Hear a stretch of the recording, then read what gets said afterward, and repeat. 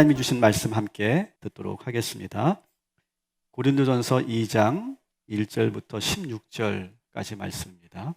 자, 우리 2절 말씀 먼저 같이 읽고 말씀을 듣도록 하겠습니다. 내가 너희 중에서 예수 그리스도와 그가 십자가에 못 박히신 것 외에는 아무것도 알지 아니하기로 작정하였음이라. 아멘. 제가 일부 예배 때 설교하면서 계속 실수했어요. 2022년이라고 해야 되는데 자꾸 2020년이라고 해요. 2부 때도 안 그리라는 법이 없어요. 그러니까 감안하고 이해하고 혹시 제가 틀리더라도 여러분 이해하시기 바라겠습니다. 연말이 되면 모든 조직들은 아주 분주하죠. 정신이 없습니다. 한 해를 또 결산하고 또 새해를 준비하는 그런 일들을 하게 됩니다.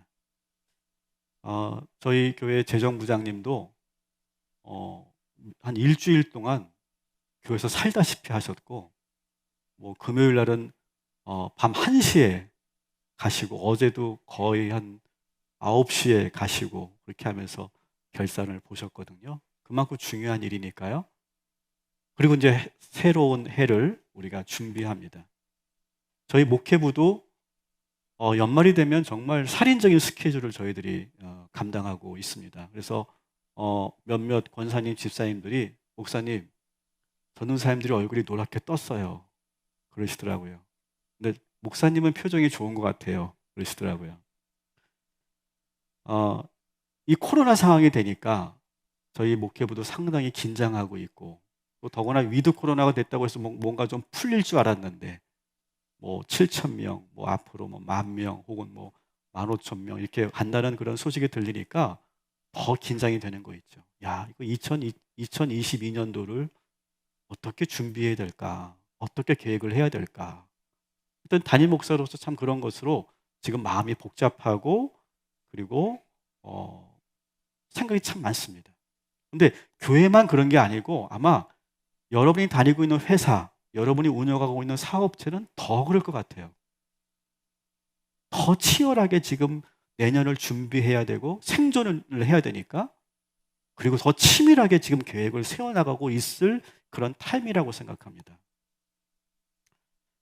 저는 어떻게 이 교회를 이끌어갈 것인가 고민을 많이 하던 차에 오늘 이 말씀을 제가 만난 거예요. 그러면서 2020년에 자꾸 또 2022년에 우리 동탄 꿈의 교회의 방향을 제가 이 말씀을 붙잡고 제가 세우게 됐습니다. 저의 방향성을 세워주는 그런 말씀이었다는 것이죠. 저는 오늘 이 말씀이 확신하건대 저뿐만 아니라 여러분들에게도 정말로 이 2022년을 살아가는데 큰 그런 방향성을 제시하는 그런 말씀이 될 줄 믿습니다. 사회생활을 하지 않더라도 적어도 우리는요 2022년을 우리가 준비하면서 이런 우리가 생각을 해야 된다고 생각해요. 따라합시다. 나는 2022년 어떤 방향으로 갈 것인가? 여러분, 어떤 방향으로 난 갈 것인가? 2022년도에는 나는 어떤 마음가짐을 가지고 살아야 될 것인가? 그런 질문을 가지고 오늘 이 말씀을 들어주시면 좋겠습니다. 사도 바울 이야기예요. 사도 바울은 정말 많은 교회들을 개척을 했고 그 교회들이 다 부흥했어요. 특히 오늘은 이 고린도 교회에 대한 이야기인데, 그 당시 여러분 초대교회의 한번 구조를 한번 제가 보여드릴게요. 초대교회 구조는요, 가장 작은 단위가 가정교회였어요. 가정에서 소수의 사람들이 모여서 예배드리는 그런 오이코스라고 하는 그런 단위가 가장 작은 단위고요. 그리고 이 오이코스들이 모여서 그 그룹들이 모여서 하나의 지역교회를 이룹니다. 그래서 뭐 고린도 교회, 에베소 교회, 뭐 갈라디아 교회, 그런 교회들이 그 교회 안에는 저런 여러 오이코스 가정교회들이 모인 거예요. 이것을 바로 지역교회라고 이렇게 말을 합니다. 근데 이 지역교회들이 또 모여서 이제는 지방교회가 되는데, 소아시아 지역의 교회들, 마케도니아, 다시 말하면 유럽 지역에 있는 교회들, 이런 교회 연합이 또 이루어지는 겁니다. 그리고 사도 바울은 저 가정교회를 엄청나게 많이 세웠고요. 지역교회 역시 많이 세웠습니다. 그래서 사도 바울이 과연 몇 개의 교회를 세웠는지는 우리가 수를 셀 수가 없어요. 몇 개의 교회가 있는지 그 수를 헤아릴 수가 없어요. 그런데 놀라운 것은 이 사도 바울은 이렇게 작은 교회에서부터 오이코스부터 에클레시아까지 이렇게 교회를 세워나가는데 다 부흥했고 다 성공했어요. 그래서 목회자들에게는 과연 사도 바울은 과연 어떻게 목회를 했길래 어떻게 개척을 했길래 이렇게 교회가 세울 때마다 부흥했을까? 거기에 대해서 배우고 싶어 하는 마음이 있습니다. 근데 여러분, 사도 바울은요, 지금 목회를 했고 사역을 했으니까 이렇게 교회를 부흥시키고 많은 교회를 세울 수 있었지, 만일 사도 바울이 비즈니스를 했다면 어땠을까요? 비즈니스를 했어도 이 바울은 엄청난 성과를 올렸을 거예요. 그래서 오늘 여러분, 이 목회 부분에서만 여러분 보지 마시고 이 바울이 가지고 있었던 전략을 여러분 잘 들어보십시오. 그러면 여러분의 삶에도 여러분의 일터에서도 아주 적용할 수 있는 아주 중요한 포인트들을 여러분이 오늘 이 시간 배우게 될 거라고 생각합니다. 자, 이 고린도전서 2장은요, 사도 바울이 이 고린도 교회를 세우고 여러 교회를 세우면서 어떠한 전략으로 어떤 마음으로 교회를 세웠는지를 자세하게 소개하고 있는 구절인데요, 우리 1절과 4절 말씀을 우리 한번 같이 읽어보도록 하겠습니다. 형제들아, 내가 너희에게 나아가 하나님의 증거를 전할 때 말과 지혜의 아름다운 것으로 아니하였나니 내 말과 내 전도함이 설득력 있는 지혜의 말로 하지 아니하고 다만 성령의 나타나심과 능력으로 하여. 아멘. 자, 우리가 생각할 때 사도 바울이 그렇게 목회를 성공하고 교회를 부흥시킬 수 있었던 이유는 아마도 사도 바울은 탁월한 설교가였을 것이다. 설교를 참 잘했을 것이다. 단위에 딱 서면 사람들을 웃고 울리는 그런 탁월한 스피처였고, 정말로 감동이 있는 그런 설교를 잘하는 그런 최고의 설교가였을 것이다. 이렇게 상상합니다. 그런데 바울은 그렇게 말하지 않아요, 스스로를. 오늘 이 1절과 4절을 다시 보시면 이렇게 되어 있어요. 나는 아름다운 말과 설득력 있는 지혜를 사용하지 않았다. 이렇게 말해요. 이 아름다운 말과 설득력 있는 지혜는 뭐냐? 그 당시에 수사학과 철학을 말하는 거예요. 그 당시 모든 엘리트들, 아카데미아, 그 대학에 들어가서 공부하는 엘리트들은요, 필수 과목이 있었어요. 그게 뭐냐면 수사학이에요, 수사학. 수사학은 뭐냐? 대중들의 앞에서 연설을 잘하는 훈련이에요. 스피치 훈련이라고 말할 수 있죠. 특히 정치를 하는 사람들은 이 스피치가 좋아야 되잖아요. 그래야 대중들에게 어떤 감동을 주고, 그리고 대중들의 인기를 끌 수 있고 지지를 받을 수 있기 때문에 연설을 참 잘해야 됩니다. 그래서 수사학은요, 엘리트들에게 필수 과목이었고, 철학은 그 당시에 최고의 학문이었죠. 그런데 사도 바울은 뭐라고 얘기합니까? 나는 이러한 수사학과 철학을 사용하지 않았다. 이렇게 말해요. 능숙한 언변이나 화려한 그런 말로 사람들을 끌어내지 않았다는 거예요. 그러면서 솔직하게 자기의 모습을 이렇게 고백하는데요, 우리 3절 말씀 한번 같이 보겠습니다. 내가 너희 가운데 거할 때에 약하고 두려워하고 심히 떨었노라. 아멘. 오히려 나는 그렇게 수사학적으로 사람들에게 연설을 잘하고 그렇게 능숙하게 스피치를 잘하는 그런 사람은 아니었다는 거예요. 오히려 나는 사람들 앞에 서면 약해지고 두려워지고 부들부들 떨었다는 거예요. 저는 오늘 우리 이순 권사님이 이 앞에서 부들부들 떠는 모습을 제가 봤어요. 좀 깜짝 놀랐어요. 우리 권사님 정도는 막 딱 앞에 나가면 막 대중을 막 사로잡는 그런 스피처시라고 생각했는데, 딱 이 감사패를 주시는데 부들부들 떠시더라고. 긴장하셨던 것 같아요. 이곳이 그렇습니다. 원래 이곳이. 여러분, 사도 바울은요, 사람들 앞에 설 때마다 약해졌다고 그랬어요. 이 약해졌다는 말은 뭐냐면, 여러분 아시죠? 사도 바울은 오랜 지병을 앓고 있어요.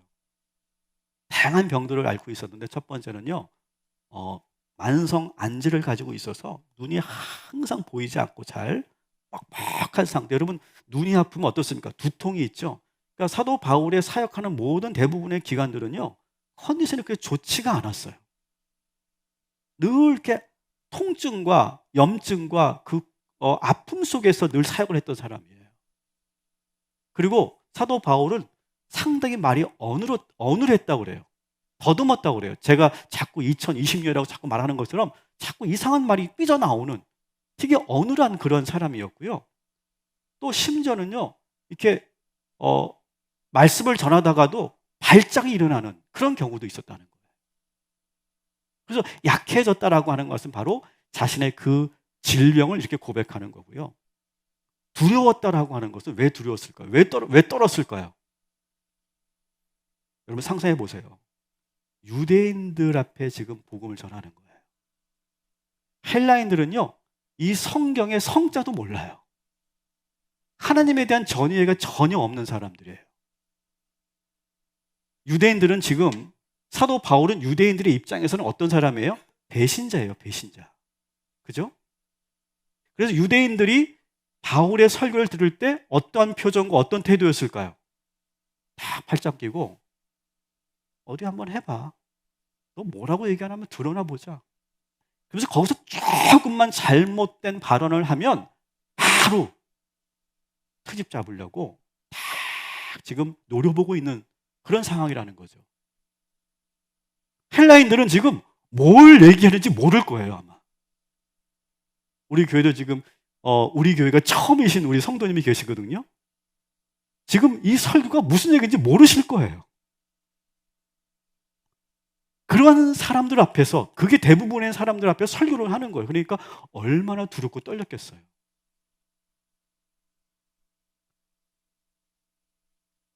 저도 사실요, 이렇게 단위에 서서 설교를 할 때가 되면요, 많이 떨립니다. 두렵습니다. 왜 그런지 아세요?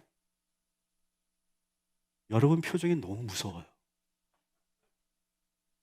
정말 저는요, 사진을 한번 찍고 싶어요. 이렇게 사진을 한번 찍을 거고 찍고 싶어요.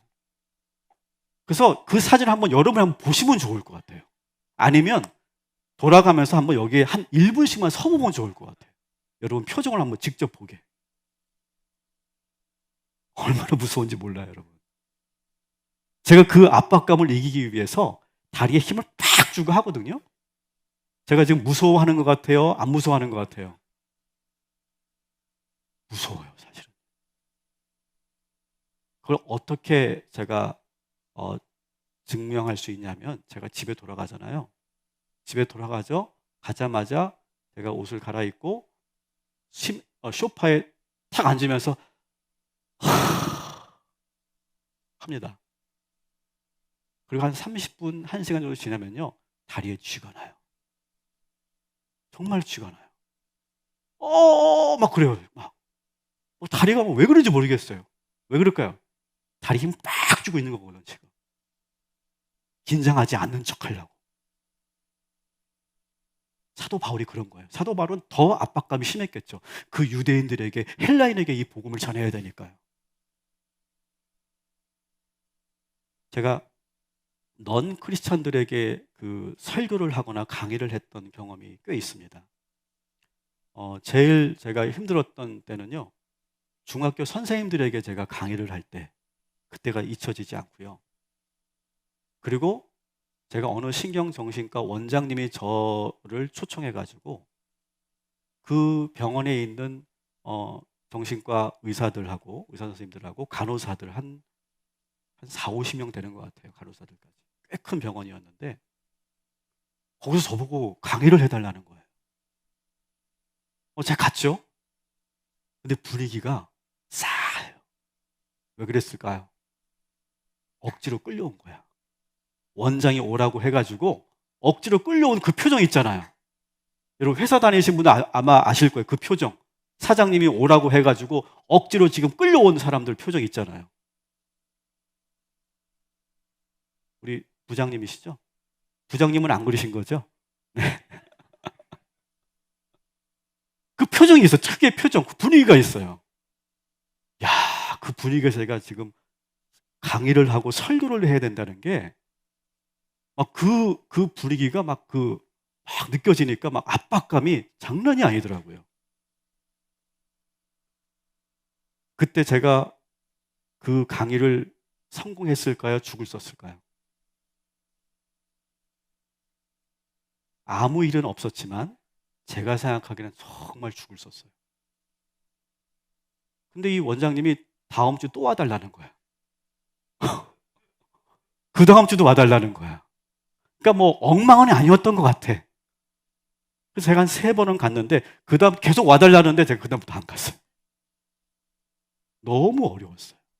어려웠던 이유가 뭐냐면 그 정말 최고의 엘리트들 앞에서 제가 강의를 하고 설교하는 것이 어려웠던 것이 아니라 제 생각이 잘못된 거예요. 제가 뭐라고 생각했냐면 여기 끌려온 사람들인데 예수도 믿지 않는 사람들이 대부분인데 여기서 성경 얘기한들 이게 먹히기나 하겠어? 여기서 예수 얘기하면 아마 속으로 비웃을 걸 아마 화를 낼 걸 아마 그런 생각이 딱 드니까 제가 어떻게 했냐면 그 당시에 최고의 이론을 제가 이렇게 공부해가지고 심지어 번데기 앞에서 주름 잡는다고 그 정신과 의사들 앞에서 뭐 상담학적인 그런 이론들 그런 개념들을 가지고 막 제가 얘기를 한 거예요. 속으로 얼마나 비웃었을까요? 저는요 그게 저에게는 어떻게 보면 제 목회에 전환을 일으키는 하나의 사건이에요. 저는 뭐라고 생각했던 거냐면 저 믿지 않는 사람들은 복음을 전해도 듣지 않을 거야. 소용없을 거야. 목사가 복음의 능력을 믿지 못한 거예요. 근데 여러분 사도 바울은요 이미 알고 있었어요. 뭘 알고 있었느냐? 유대인들에게 헬라인들에게 아름다운 말이나 수사학이나 철학을 동원해서 전한들 아무 소용이 없다. 그들의 눈높이에 맞춰서 정말 그들이 좋아하는 그런 내용과 그들의 익숙한 그런 개념을 가지고 설명하고 설득하면 잘 알아들을 것 같지? No, 그렇지 않다. 자, 2절 말씀 봅시다. 사도 바울의 전략이에요. 같이 읽겠습니다. 내가 너희 중에서 예수 그리스도와 그가 십자가에 못 박히신 것 외에는 아무것도 알지 아니하기로 작정하였습니다. 아멘. 그래서 사도 바울은 수사학도 공부했고 철학도 공부했지만 다 사용하지 않고 오직 뭐만 전했어요? 오직 예수 그리스도와 그가 십자가에 달려 죽으신 것만 전한 거예요. 그들이 듣든지 안 듣든지 동의하든지 반대하든지 깨닫든지 속으로 비웃든지 전혀 상관하지 않고 있는 그대로 예수 그리스도만을 전했다는 거예요. 놀라운 일이 생긴 거예요. 이렇게 전하면 이 사람들이 알아나 들을까? 예수를 전하면 유대인들이 인정이나 할까? 그런 마음이었지만 그래도 다른 거 사용하지 않고 오직 복음만 전했대요. 그랬더니 절대로 믿을 것 같지 않았던 이 고린도 사람들이 복음을 받아들이기 시작하더라고요. 여러분 이게 어떻게 가능했을까? 사도 바울은 이렇게 말합니다. 4절에 보면 성령의 능력으로 가능했대요. 사도 바울은 자기의 설교 스타일을 이렇게 말합니다. 우리 세 번역으로 4절을 다시 한번 읽어보도록 하겠습니다. 나의 말과 나의 설교는 지혜에서 나온 그럴듯한 말로 한 것이 아니라 성령의 능력이 나타낸 증거로 한 것입니다. 내 설교는 수사학이 아니라 철학이 아니라 어떤 문화나 트렌드가 아니라 성령의 능력이 임하여서 그래서 믿어지게 된 것이다. 9절 10절도 우리 마저 한번 읽어봅시다. 한번 찬찬히 봅시다. 같이 읽어볼게요. 기록된 바 하나님이 자기를 사랑하는 자들을 위하여 예비하신 모든 것은 눈으로 보지 못하고 귀로 듣지 못하고 사람의 마음으로 생각하지도 못하였다 함과 같으니라. 오직 하나님이 성령으로 이것을 우리에게 보이셨으니 성령은 모든 것 곧 하나님의 깊은 것까지도 통달하시느니라. 아멘. 자, 이 말씀을 다시 한번 잘 풀어드릴게요. 눈으로도 보지 못하고 귀로도 듣지 못하고 사람의 생각으로는 알아들을 수 없는, 이해할 수 없는 이 놀라운 십자가의 복음이 깨달아지는데, 그 깨달아지게 하는 이는 누구냐? 내가 아니라, 설교자가 아니라 성령님이시라는 거예요. 하나님께서 우리에게 성령님을 보내시니까 깊고 놀라운 하나님의 구원의 계획을 통달하게 되고 깨닫게 되더라는 거예요. 아무것도 모르고 있는 그 사람들이, 고린도 교회 사람들이 예수의 십자가의 복음을 이해하고 믿게 되더라는 거예요.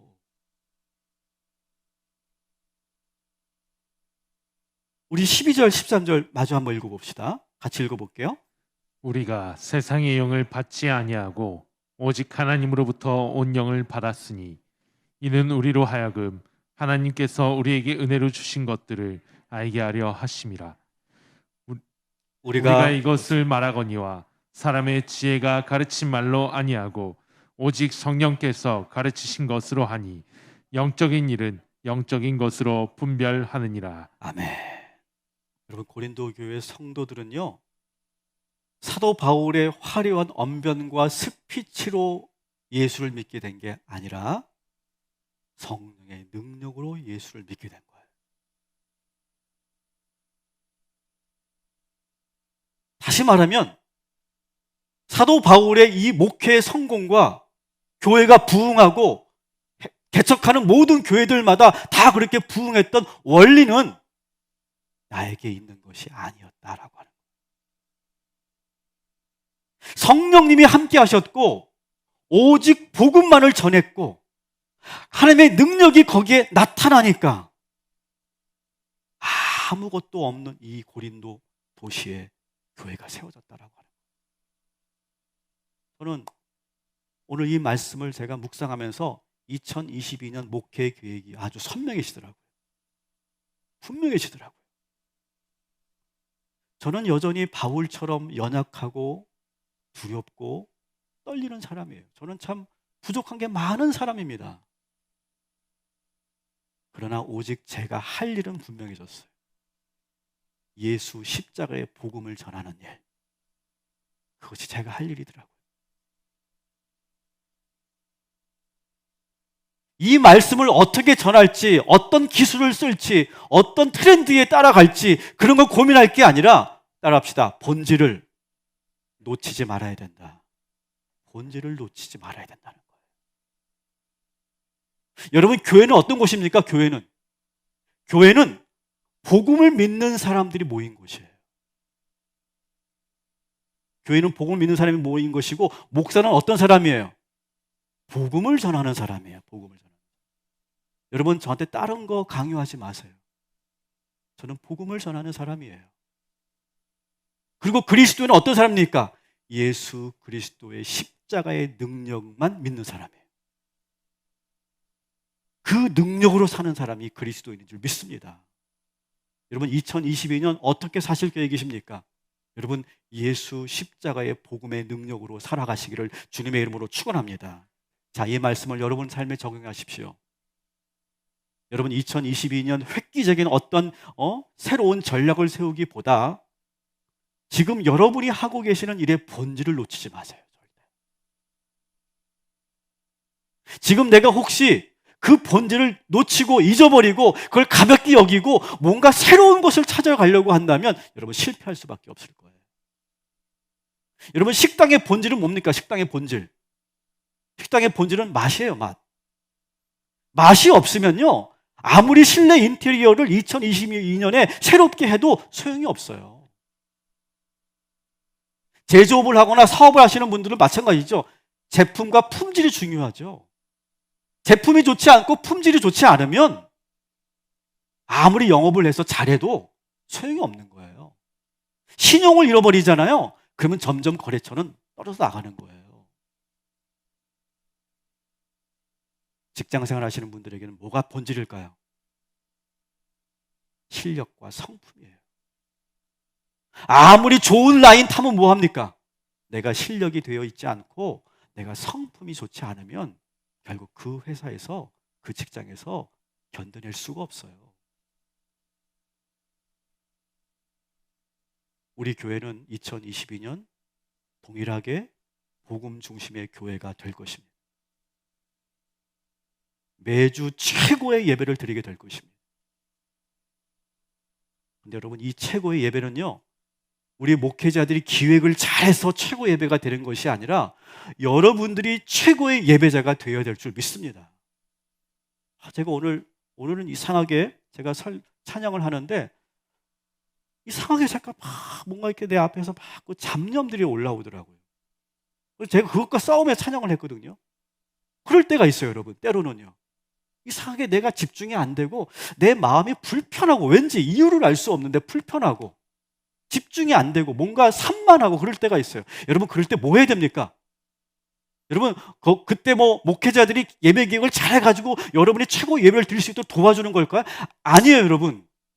여러분들이 거기서 깨어나야 되고 벗어나야 되고 거기서 몸부림치면서 최고의 예배자들이 될 때 하나님께서 그 예배를 기쁘게 받으시는 줄 믿습니다. 2022년 52주 하나님께 최고의 예배를 드리겠다고 결단하는 저와 여러분이 되시기를 주님의 이름으로 축원합니다.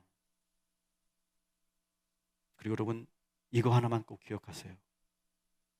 여러분이 지금 무언가를 잘해서 여러분의 그 어떤 능력으로 여러분 이렇게 잘 살고 있는 게 아니에요. 모든 것은 다 하나님의 은혜입니다. 여러분이 잘해가지고 자녀들이 지금 공부도 잘하고 좋은 대학 간 게 아니에요, 여러분. 착각하지 마세요. 여러분이 열심히 노력해서 지금 회사에 승진한 게 아니라고요. 여러분이 지금 잘해서 사업이 잘 된 게 아니에요. 여러분이 잘 생각하고 잘 판단하고 전략을 잘 세워서 성공한 게 아니라니까요. 모든 것은 내가 이룬 성공이 아니라 하나님께서 주신 축복인 줄 믿습니다. 이게 사도 바울의 고백인 거예요. 고린도 교회가 이렇게 10개, 20개의 교회가 된 거 내가 한 게 아니에요.